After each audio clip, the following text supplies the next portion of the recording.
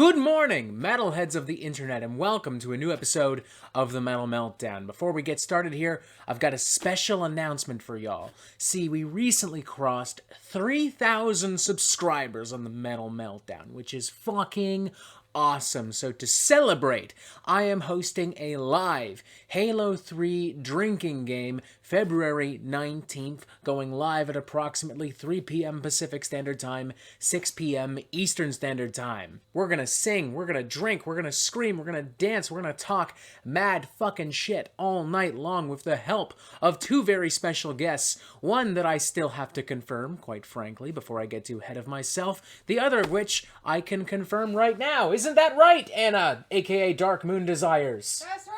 Oh, fuck, she's right behind that curtain. Obviously getting prepared for the stream and not laying around like a fucking lazy asshole. Right? Sure. Right? There you go. Listen to that fucking unbridled, insane enthusiasm. She's practically ready to jump across the fucking curtain and right out of your fucking computer. So join us on February 19th if you like to party. If you don't, then don't, I guess. Be a fucking lame asshole and don't tune in and don't party. Your prerogative, your choice. Alright, now that that's out of the way, let's talk about this brand new heavy metal record from the one and only James Durbin, a name some of you may already recognize. More on that in a bit.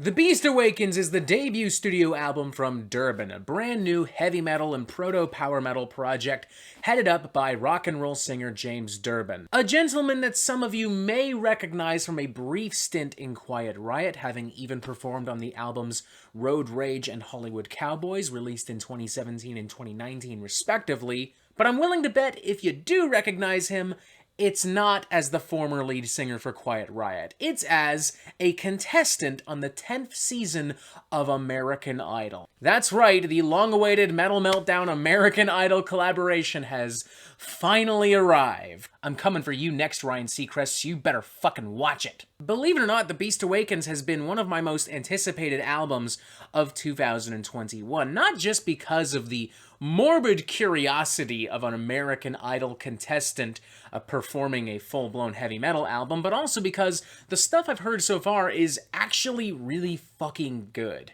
Lead single Kings Before You, featuring Chris Jericho and Phil Demmel, has to be one of the tastiest 80s metal jams I have heard since the fucking 1980s. Like, this is seriously on par with some of the best material from modern trad metal bands like Haunt, Spirit Adrift, Striker, Skullfist, Huntress, and many more.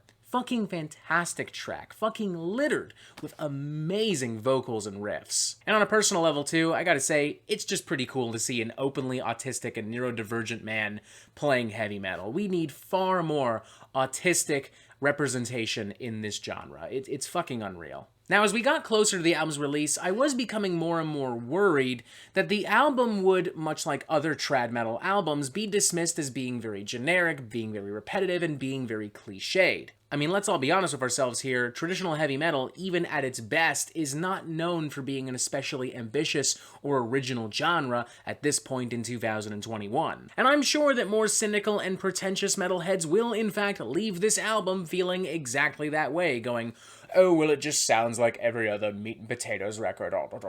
But, you know what? Fuck it, because this is the tastiest plate of meat and potatoes I think I've had in a while. From start to finish, this thing is just littered with heavy metal fucking bangers. Fantastic production, fantastic guitar work, some really great fun choruses delivered by perhaps one of the most enthusiastic frontmen I've seen in trad metal for a very long time, the aforementioned James Durbin. His passion for this genre is fucking infectious. It bleeds into every single aspect of this record. It even manages to channel some influence from legit heavy metal icons. Take, for instance, opening track The Prince of Metal, which has a lead melody that is disturbingly similar to something I would expect from very early Paul Di'Anno era Iron Maiden. Tracks like Into the Flames and Sacred Mountain as well feel very much on par with what I would expect to hear from Dio or even Ozzy Osbourne in the mid-80s. And as the album goes on, it even begins to indulge in some darker and more progressive flavors,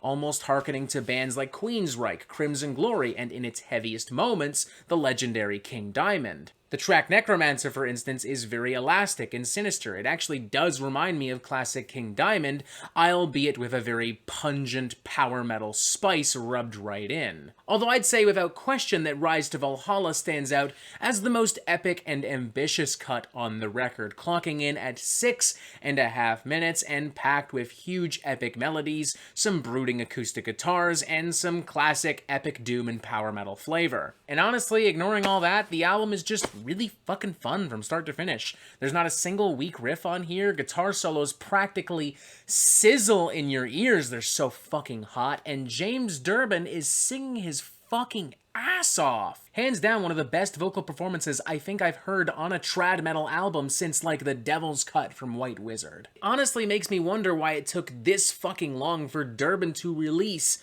a full-blown heavy metal album. Sure, it's almost inarguably still very cliche, very predictable, very meat and potatoes, as I like to say. But you know what? This is a fucking good plate of meat and potatoes, alright? This isn't meatloaf and a baked potato. This is like a really nice fucking ribeye steak with mac and cheese and mashed potatoes and a little bit of foie gras, and boom! Bread pudding for dessert. It's like fucking comfort food, man. It doesn't need to be super ambitious or progressive or fantastic or special. It just needs to be what it is, performed with the utmost honesty and heart and soul, which is exactly what Durbin has done. So honestly, I feel comfortable giving this a 4 out of 5. It's very rare any trad metal record really captures my attention and really sticks with me, but this has captured my attention. It is sticking with me. I have thoroughly enjoyed every single second of this. There's not a single weak track. It's produced really fucking well. The guitars sound great. The drums sound great. The bass sound great. James' vocals, as I've already said, he sounds fucking fantastic. He's playing his fucking ass off. Now, I wouldn't have minded seeing maybe 5 to 10 minutes trimmed off of this thing, purely hypothetically speaking, as I think you would have something a little bit more tighter, something a little bit more cohesive, but again, there's not a single weak fucking track on here.